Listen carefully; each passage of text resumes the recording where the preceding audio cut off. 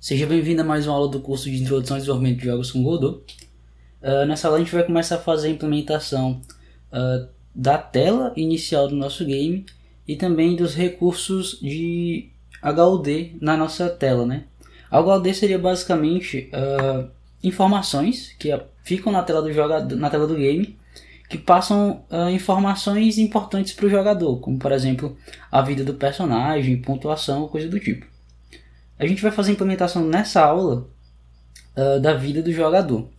Então, para isso, a primeira coisa que a gente tem que fazer é implementar nessa cena qual o local que ficaria a vida do nosso jogador. No caso, eu vou colocar ela aqui no canto superior esquerdo. Então, para isso, eu vou clicar aqui no Node do game, adicionar nova cena, e eu vou colocar um Canvas Layer. A gente vai utilizar esse Node aqui. Basicamente, esse Node ele serve para agrupar elementos visuais do nosso game. Então eu vou clicar nele, clicar em Create, vou clicar duas vezes e vou renomear para HUD. Dentro desse Node eu vou adicionar um Sprite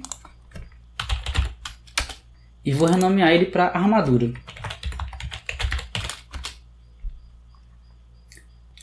Agora eu vou adicionar uma textura para esse Sprite, então clico na Armadura, vou aqui em Textura, Load, lá na pasta Recursos, HUD, eu tenho esse Lives.png.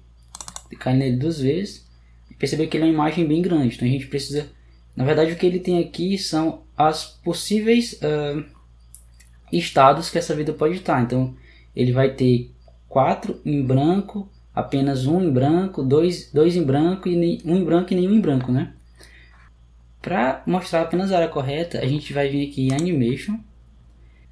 E aqui em HFrames eu vou colocar o valor 4, ou perdão, 5, né? Porque eu tenho 5 possíveis frames. No caso eu tenho o frame 0, que ele vai estar a vida toda zerada. O frame 1, que ele vai ter apenas 1 de vida. O 2, que ele vai ter 2 de vida e por aí vai. Eu tenho um total 5 frames que vão de 0 a 4. E aí o número do frame que eu vou estar usando vai ser respectivamente a quantidade de vidas que o meu jogador tem, né? A quantidade de armadura que ele tem no momento. Eu vou deixar em 4. E agora o que eu preciso fazer é posicionar. Então eu vou vir aqui em Offset. Eu vou desmarcar a opção centralizada. E bem aqui nesse Offset eu vou colocar o valor 10 no X e 10 no Y. Então já dá uma posição bem interessante aqui. Se a gente der um play, já dá pra gente ver mais ou menos como é que ele vai ficar. Só que a gente tem que configurar agora para que toda vez que eu recebo um dano, isso aqui seja diminuído, né? Esse valor aqui seja atualizado. Para isso a gente tem que fazer isso via código. Só que o problema é a variável que representa a vida do meu jogador, né, a armadura do meu jogador, está aqui nesse node, que é uma cena separada, inclusive. Enquanto que aonde vai ser exibido isso é nesse node de armadura, um node separado. Então, como a gente precisa fazer uma comunicação entre duas entidades diferentes, a gente precisa utilizar um signal. Só que a Godot não me dá nenhum tipo de signal específico para esse caso. Então a gente vai ter que criar o nosso próprio signal. Para isso eu vou clicar aqui no jogador. Eu posso clicar aqui nesse papelzinho, que eu vou direto para o script do jogador. E dentro do script do jogador eu vou criar um signal, que é o signal que eu vou querer utilizar. Para criar esse signal, logo aqui embaixo de onde eu coloco as minhas variáveis, eu vou chamar a palavra reservada signal e eu vou dar um nome para esse signal. Eu vou chamar aqui de receber o dano. Pronto, isso aqui eu criei o signal. Agora eu preciso dizer quando é que esse signal vai ser emitido. No caso, esse signal ele vai ser emitido dentro da variável receber dano. Então aqui dentro da função receber dano, né? Então aqui na variável receber dano, quando o dano ele é aplicado em cima do meu personagem, né, do meu jogador, eu tenho que emitir esse signal. Então eu chamo uma função chamada emit signal, passando qual é o signal. Então no caso é receber o dano, que é aquele signal que a gente criou.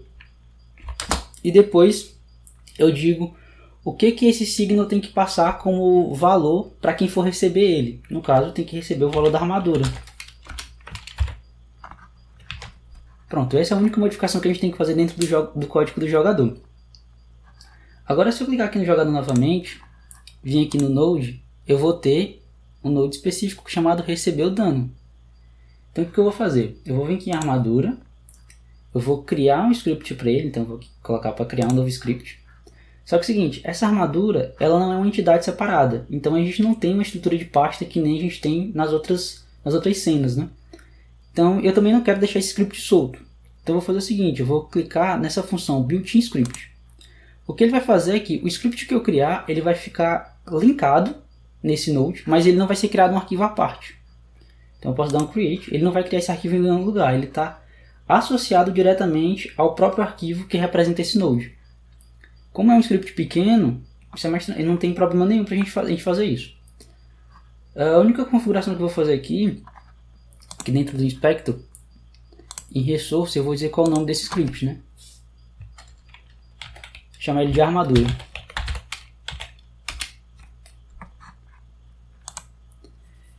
E agora o que eu tenho que fazer é receber aquele signo do jogador para quando a armadura mudar e atualizar o meu sprite, né?